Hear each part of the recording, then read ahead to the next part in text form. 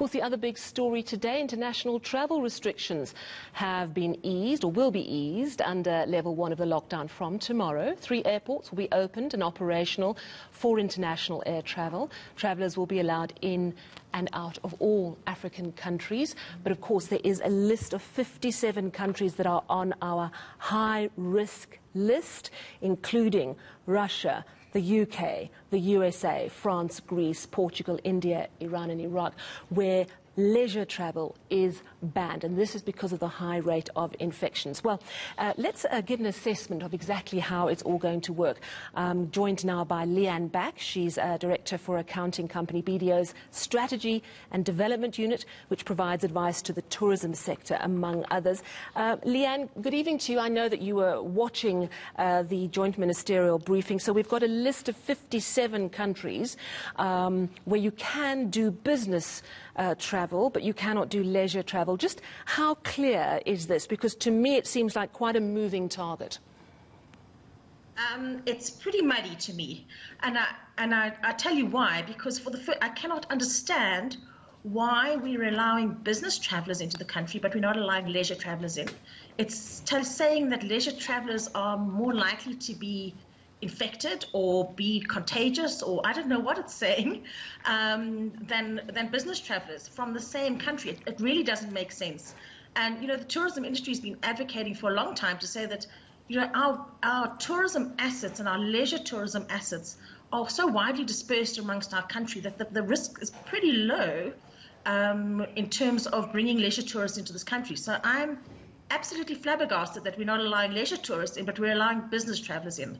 I understand from an economic point of view the reasons for having business travellers, but the real money from a tourism perspective comes from leisure travellers. So this really means that a lot of our tourism players can't actually get off the ground yet, because a big chunk of our largest source markets are actually not allowed to travel here for leisure purposes.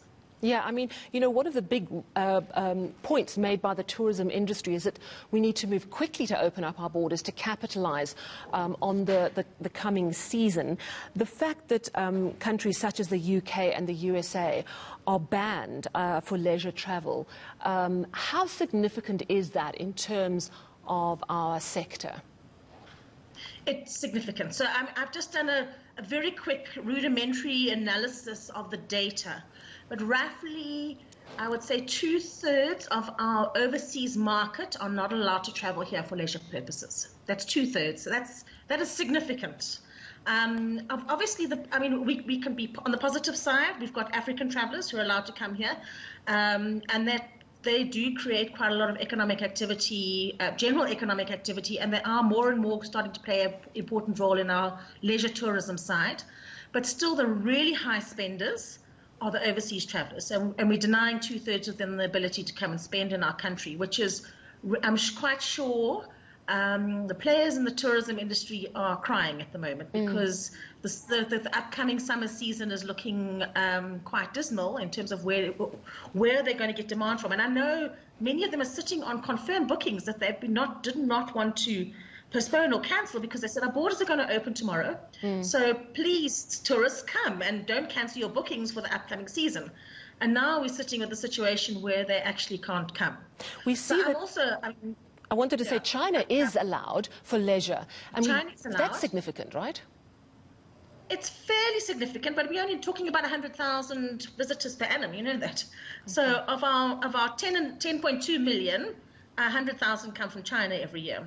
So it's a small drop in the ocean. But if you look at it in terms of our 2.7 or thereabout in terms of overseas tourists, yeah. So they're a fairly sizable market, but nothing close to our UK market, which is over 400,000, and our US market, which is close to 400,000. So yeah, so it is a sizable market, and maybe there are opportunities there, but still, I think it's quite depressing for the industry as a whole. Yeah. Look, the point was made that this is changeable and it will be assessed, and it's done on the WHO guidelines, which look at infection rate and death rates, and it's done on a rolling 7-day average. So this may change, but it is a very tricky one to understand. What is your job in terms of your clients? I mean, what sort of advice do you think you're going to be asked? What sort of questions are you having to field? You know, at the moment, the main questions are around how do we keep going? You know, how much longer are we going to be in this situation? And these are answers that we can't actually provide at this stage because it's really tough. We don't know. And, you know, when government is only just starting, when they're getting such short notice, we were told borders are opening tomorrow, but when we only get information about it today, from a planning perspective, it really makes it challenging. So I understand the challenges that they're facing and the difficulties in making some of these decisions. But from an industry perspective, they need time. The market needs time in order to plan and to forecast, and so people can start to make their bookings. So yeah, it's a very challenging time for the tourism industry. Was anything said? I didn't hear it, but possibly I missed it. Was anything said about quarantine on arrival in South Africa? I'm wondering if these business travellers from high-risk countries have to go into quarantine, for example. Did you hear anything about quarantine? I did, but it only pertains to those who arrive in the country without a 72-hour COVID test, a negative test. So if you arrive with a positive test, well, I don't know how you're going to get on an aeroplane if you've got a positive test, or if you arrive with a test with not having had a test, which I think is also going to be a huge challenge because the airlines are going to screen you beforehand to make sure that you've got that 72-hour test before you get on a plane. But if you arrive here without a test, then you will be required to go into quarantine at your own cost. All right, so beware if you arrive. That's my understanding. Okay, thank you very much, Lee-Anne Bac.